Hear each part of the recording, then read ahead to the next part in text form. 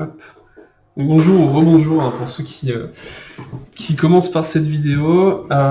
Donc pour rappel, c'est le jeu en avant-marche, un jeu de stratégie en 1v1. Hop, donc là l'installation est déjà faite. Donc je vais vous montrer en fait ce qu'est un premier tour de jeu. L'installation, pour rappel, très rapidement, ça c'est généré aléatoirement, c'est le camp d'entraînement. Donc on les met sur leur verso, on les mélange et on les dispose comme ça de manière aléatoire. Les paquets sont bien entendu mélangés au préalable, les 3 pioches, celle-ci également, et ce plateau-là est généré aléatoirement aussi, enfin cette zone-là, donc la zone des pouvoirs. Par contre, c'est quand même crescendo, c'est 1, 2, 3, 4, 5. Mais il y a différents pouvoirs de niveau 5, différents pouvoirs de niveau 4, etc. Sauf le 1 qui, lui, est toujours le même. L'étape de commandement, donc cette ligne-là pour vous, cette ligne-là pour moi, ont été pareil générées aléatoirement, mais par contre, enfin la répartition est aléatoire, par contre c'est vous qui les disposez.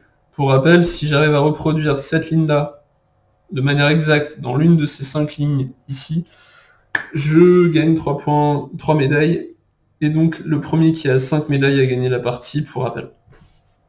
Tour de jeu.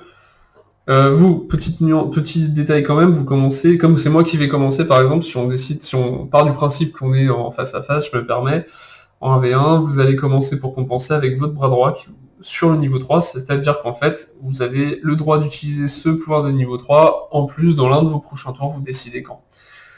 Alors, je vous montre un premier tour de jeu, moi, je vais commencer par exemple avec cette carte-là.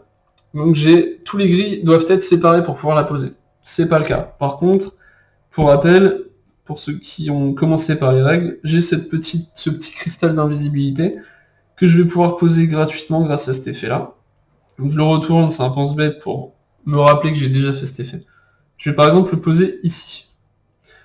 Ça veut dire que tous mes gris sont actuellement séparés. Lui ne comptant plus dans le calcul. Donc je peux poser cette carte-là, tous les gris sont séparés. Je ne gagne pas de médaille, mais par contre je gagne 2 points de pouvoir que je consomme ici. Cette carte m'intéresse beaucoup, parce qu'elle peut me faire gagner une médaille, qui est du coup une des conditions de victoire. Il m'en faut 5. Donc il faut 5 rouges dans la partie extérieure.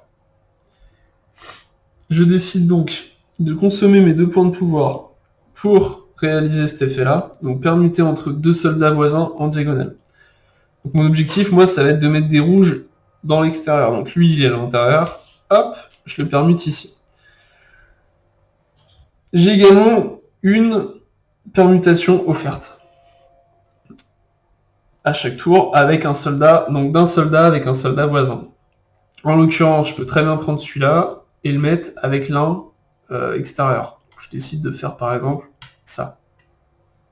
Tous mes rouges sont dans la zone extérieure. Je peux poser cette carte-là, qui me fait gagner une médaille. Donc 1 sur les 5 attendus. Plus de points de pouvoir.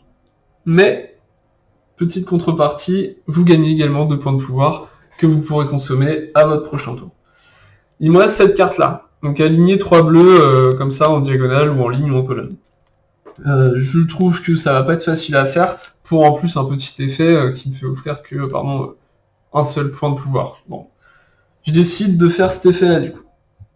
Donc c'est une repioche, tout simplement. Donc je la glisse sous la pioche. Je repioche. Alors les petits marquages là, c'est momentané, c'était plus lors de la création du jeu.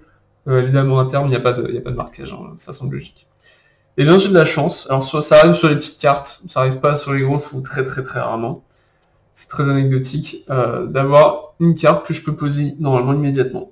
Donc là, l'objectif étant sur cette carte-là que tous les jaunes et tous les rouges, et sinon sur la caméra on voit pas très bien, on a l'impression que c'est du orange, donc doivent être alignés, enfin en groupe.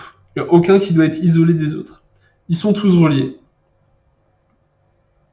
Donc je peux poser cette carte-là et gagner un point de pouvoir. Partons du principe que je n'ai plus spécialement envie de faire d'autres actions, je suis assez éloigné de celui-là, je pars du principe que je vais pas encore me concentrer dessus. Je pourrais dépenser ces points de pouvoir pour réaliser des actions, pour me rapprocher de ma ligne d'objectif, mais je me dis, allez, je préfère sauvegarder quand même pour plus tard, peut-être qu'au tour prochain, ça me servira d'avoir une action, de faire cette action-là. Pour l'instant, je sais pas trop, on est en début de partie. je décide de consommer ces 3 points de pouvoir pour placer, non pas ici, mais ici. J'aurais pu le placer là, mais je préfère le placer là parce que le voisin en diagonale m'intéresse peut-être plus par rapport à ce que j'ai envie de faire à mon prochain tour. Mais je peux très bien le poser là également en consommant mes 3. De toute manière, à la fin de mon tour, je vais remettre ça à 0. J'ai repioché une carte jaune, une carte orange et une carte bleue, puisque je les ai consommés. Je remets également mes petits pense-bêtes à 0 pour mon prochain tour. Et c'est à vous de jouer. Alors je fais une toute petite pause pour moi. Hop, alors, je vous montre juste vos cartes. Donc ça, c'est la carte la plus dure à jouer. Elle est... Pour l'instant, elle est assez éloignée. Vous allez voir qu'on va s'en rapprocher. Potentiellement, parce que j'ai juste regardé brièvement les cartes avant pour pas faire trop traîner la durée de la vidéo, pardon. Là, vous avez 3 jaunes alignés. Donc en l'occurrence, il suffirait par exemple de se déplacer ici pour pouvoir la poser. Là, vous avez 5 bleus dans la zone extérieure. 5 bleus dans la zone extérieure, sachant que vous en avez déjà 4 en l'occurrence. Et là, la dernière carte, pardon, vous avez tous reliés. Donc tous les bleus reliés. Alors, ce que je vais pouvoir faire, par exemple, avec cette situation, je me dis déjà, je vais pouvoir utiliser l'effet qui est ici. Hop là, l'effet qui est ici. Donc vous avez consommé ça, par exemple, pour faire ça. De cette manière, vous pouvez déjà poser cette carte-là. Donc on voit pas bien avec les reflets, la carte jaune. Qu'est-ce que ça induit? Alors, on se dirait, oh, on a consommé l'équivalent de 3 points de pouvoir pour gagner juste 1 point de pouvoir. Alors certes, vous gagnez, vous avez déjà 2 juste au tour d'avant, que je vous ai offert, en posant cette carte-là. Sauf qu'en fait, là, je fais une action qui va me permettre de réaliser d'autres actions. Donc en fait, c'est quasiment d'une pierre deux coups. Déjà, je me rapproche de ça. Puisque cette carte-là, il va falloir déplacer le jaune là, déplacer le jaune là, déplacer le jaune là. Il était là à la base, c'était très compliqué. C'est pas forcément du jaune, mais en l'occurrence, le jaune était assez proche grâce à cette action-là. On s'en rapproche doucement. Vous préparez un peu les tours d'avant. Là, vous allez pouvoir potentiellement... Alors là, vous avez un petit souci. Vous avez tous reliés, donc il paraît un peu compliqué à faire. Vous pouvez très bien mettre votre invisibilité ici et déplacer celui-là pour poser celui-là, mais bon, ça fait quand même beaucoup d'actions pour gagner 3. Donc il va falloir être peut-être un petit peu plus stratège et préparer autrement. Je peux très bien également m'en débarrasser en la mettant sous la pioche et en repiochant une, grâce à ce pense-bête là. Là, vous avez 5 fois dans l'extérieur. Attention, c'est pas tous dans l'extérieur, donc si je le rends invisible, ça marche pas. Par contre, là, vous gagnez une médaille en déplaçant juste le 1, donc ce qui est quand même très fort.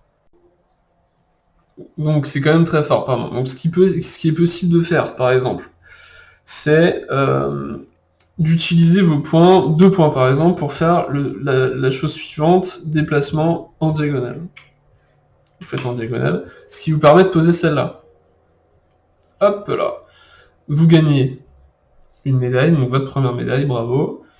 Vous gagnez également 2 points, donc vous reprenez les 2 points que vous venez de consommer. Par contre, vous m'offrez 2 points pour le tour d'après. Donc voilà, vous m'offrez également une possibilité de me rattraper. Là, je me dis, ok, celle-ci, je peux très bien m'en rapprocher en mettant en invisibilité ici, mais lui, à ce moment-là, il va falloir faire 2 déplacements. Je peux estimer que cette carte-là va pas être facile à poser. Donc, qu'est-ce que je fais? Je fais comme j'ai fait au tour précédent, donc là, vous avez fait ça. Je repioche, je la remets dessous, et je repioche. Vous avez tous reliés en vert.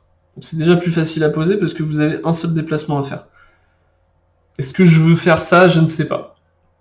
Je me dis, en même temps, moi j'aimerais bien me rapprocher de celle-là parce qu'elle va être très compliquée à faire quand même. Je sais que je pourrais pas le faire en un tour, mais j'ai quand même pas mal d'actions offertes quand même, donc je vais pouvoir le faire. Donc je décide d'utiliser cette action-là, une permutation, pour faire ça là. Il me restera 2 déplacements à faire. Donc je peux me dire, j'ai quand même envie parce que je vois l'adversaire, faut pas croire au bout d'un moment il va lire votre jeu, il va peut-être se dire là il y a un truc qui se passe, je vais peut-être l'embêter ici, donc il va peut-être nous mettre une invisibilité ou autre. En l'occurrence, si vous n'avez pas envie que celui-là on le déplace, vous pouvez le mettre dessus, c'est votre action, ici présente, vous le bloquez, l'adversaire pour le déplacer, il va falloir qu'il paye 1, il va avoir un peu la flemme, potentiellement, enfin en tout cas vous allez le dissuader un peu de faire ça. Je peux également faire cette action-là, mais je me dis, ouais, mais c'est bien de garder cette carte-là pour le tour d'après, parce que peu importe ce qui va se passer, il y a des chances qu'à un moment j'ai un intérêt de faire cette permutation-là, qui va m'offrir d'une pierre de coups différentes actions. Là, je décide, vous vous dites, bah ouais, mais j'aimerais bien quand même consommer 2 pour mettre celui-là ici, et quasiment préparer cette carte-là pour le tour d'après. Cependant, là, il vous reste plus assez de points d'action pour pouvoir faire ça. Donc, ce que vous pouvez faire, c'est tout simplement sauvegarder vos 1 point. Vous remettez votre bras droit ici, qui vous servira éventuellement au tour d'après à déplacer un de mes... Par exemple, ma main, si je vois ce que vous êtes en train de faire et que je mets ma main là, vous pourrez le déplacer grâce à cet effet-là, sans avoir besoin de poser de carte. Donc là, vous arrêtez là, vous repiochez une carte jaune, une carte orange, et c'est à moi de jouer, etc., etc. Donc là, c'est un début de tour qui est, somme toute, assez efficace. Il y a des fois, ça arrive, il y a des moments où on a une carte en main qui est un petit peu moins, enfin c'est un petit peu moins fort, un peu moins efficace. Des fois, ça vaut le coup d'attendre un tour pour refaire un tour, enfin pour faire un tour plus fort après. Il y a plein de stratégies à découvrir dans ce jeu-là, plein de styles de jeu. Donc voilà, hâte en tout cas de peut-être, enfin j'espère avoir l'occasion de faire une partie avec vous ou de vous voir jouer contre une autre personne et puis d'observer tout ça. Voilà, au plaisir et puis merci d'avoir regardé cette vidéo.